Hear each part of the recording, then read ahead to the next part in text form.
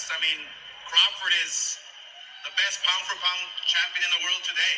He's very gifted, very talented. What's good, YouTube? It's your boy, Blue Blood Sports TV, back at y'all with another one. So, you heard him, legendary, former 6th Division World Champion, former Olympic gold medalist, former pound-for-pound king and cash cow, Hall of Famer, iconic superstar boxer, Oscar the Golden Boy De La Hoya, turned promoter and CEO of Golden Boy Promotions. Oscar De La Hoya gives his thoughts on who is the best pound-for-pound fighter in the world. Is it indeed his former fighter, 4th Division World Champion, currently the unified WBC, WBA Super Middleweight World Champions, Mexican superstar boxer Saul Canelo Alvarez? Is it undefeated WBC, IBF Unified Welterweight World Champion Superstar boxer Errol "The Truth" Spence Jr.? Or is it undefeated 3 Division World Champion, former Junior Welterweight Undisputed World Champion, currently the WBO Welterweight World Champion, who is widely considered the #1 pound-for-pound fighter in the world, Terence "Bud" Crawford? And y'all heard Oscar De La Hoya, who he thought is the best fighter in the world. He says it's Terence "Bud" Crawford. No doubt. Oscar De La Hoya said, I wouldn't fight Terence Crawford.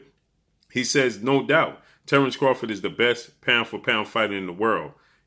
He's doing what I did in my career, fighting the absolute best. That's the way he also stated the way he promotes is the way he fought, is he fights the absolute best in the world. Now, I have to agree, he did fight the absolute best in the world.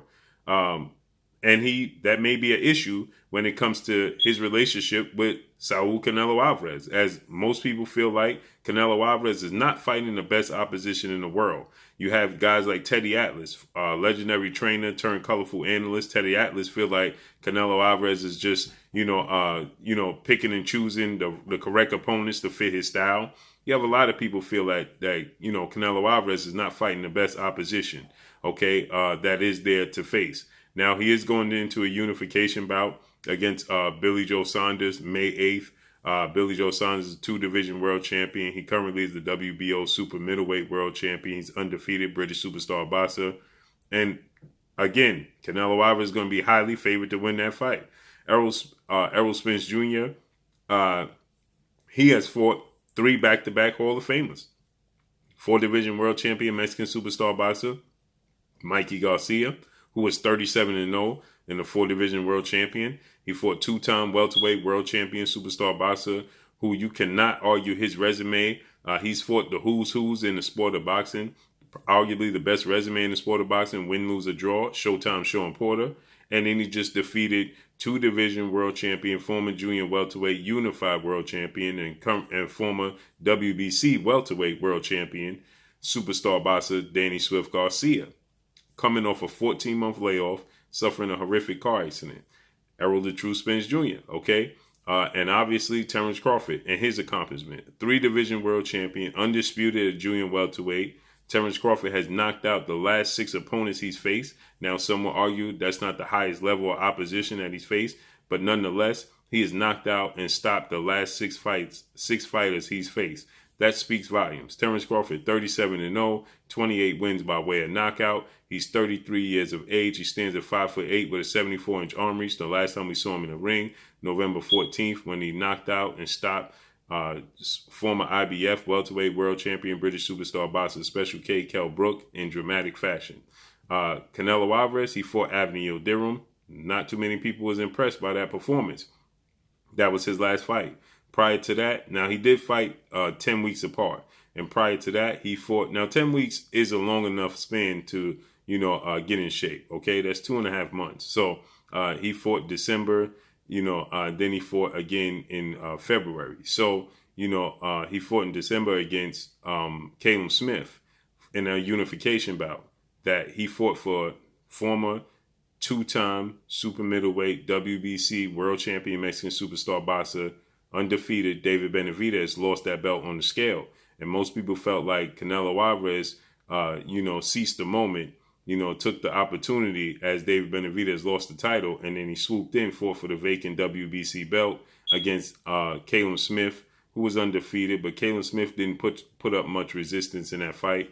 A lot of people was disappointed in that fight. Caleb Smith didn't even try He stands at 6'3", 6'3" He has a 79-inch arm reach. So he had a 9-inch arm reach advantage over Canelo Alvarez and a 7-inch height advantage over Canelo Alvarez. He holds the record for super middleweights jabs thrown and landed, and yet he just chose to abandon his jab altogether in the fight, which had a lot of people questioning that fight. And then he fought Avni Yildirim. Avni Yildirim threw a total of 15 punches in that fight. Need I say anymore? Now he's going to fight Billy Joe Saunders. Billy Joe Saunders has not looked the best since his fight with David Lemieux. That was quite some time ago, and most people expect Canelo Alvarez to be victorious against Billy Joe Saunders. Then in September, the toughest test of the year, he seems to be going into, after he unifies against Billy Joe Saunders, he'll have 3 belts. He's looking to become undisputed, to be the first Mexican-born undisputed world champion and the first undisputed super middleweight world champion in the history of the sport of boxing, against undefeated IBF super middleweight world champion superstar boxer Caleb Sweethand Plant.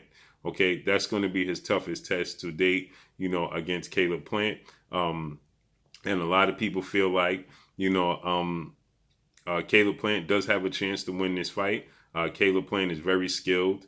Caleb Plant is very slick, very versatile, has quick feet, has power, very accurate, high ring IQ. And that's usually what troubles Canelo Alvarez. But we got to see how Caleb Plant fares, because he didn't look the best in his last fight against Caleb Truitt, but he did injure his hand in the fight. Canelo Alvarez, 55 wins, 1 loss, two draws, 37 wins by way of knockout. He stands at 5'8" with a 70-inch arm reach, and he's 30 years of age. He's scheduled to face Billy Joe Saunders, 30-0, May 8th. Okay.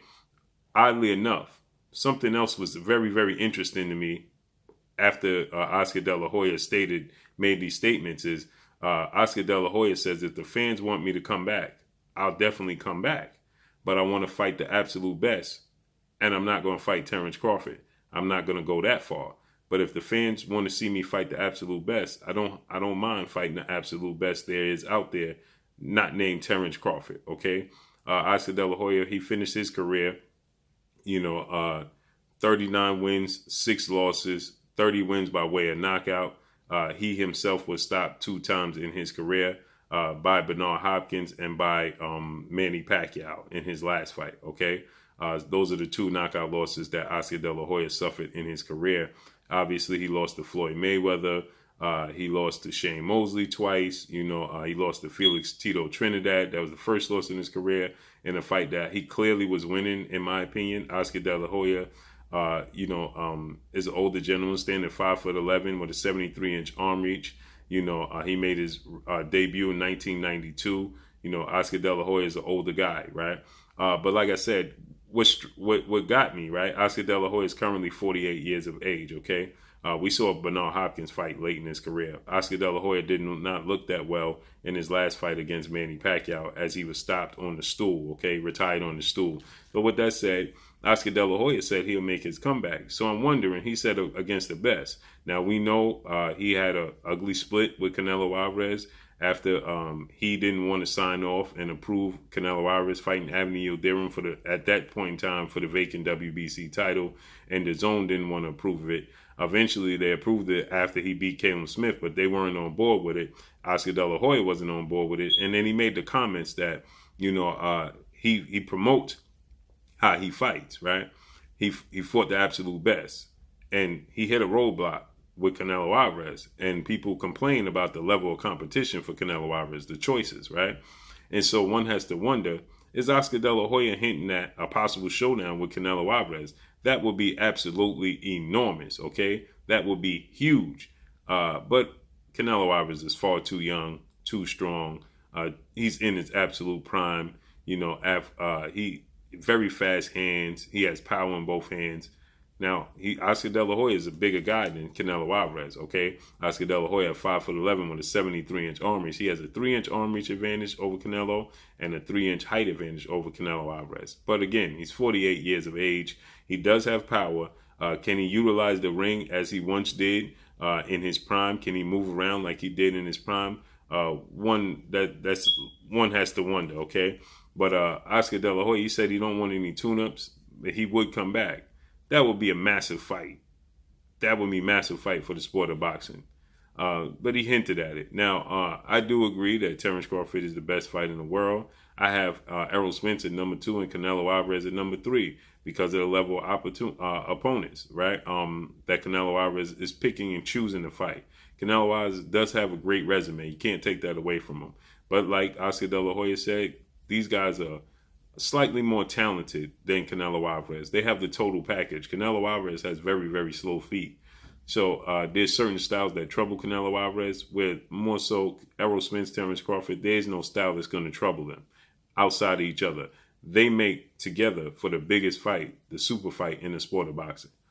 So let's see how everything unfolds and plays out. Make sure y'all hit that like button. Drop a comment in the comment section. Let me know what y'all think. Y'all already know what it is. It's your boy Blue, Blue Blood Sports TV. Hate, like, comment, and subscribe. If you haven't subscribed, hit the subscribe button, hit the like button, hit the bell icon to get all the new notification. Follow me on Instagram at Blue Blood Sports TV, all one word. Y'all already know what it is. Shout out to the entire LDBC. Shout out to New Media. Shout out to Black Media Row. Make sure you like and share these videos. That's all I got for y'all. Peace.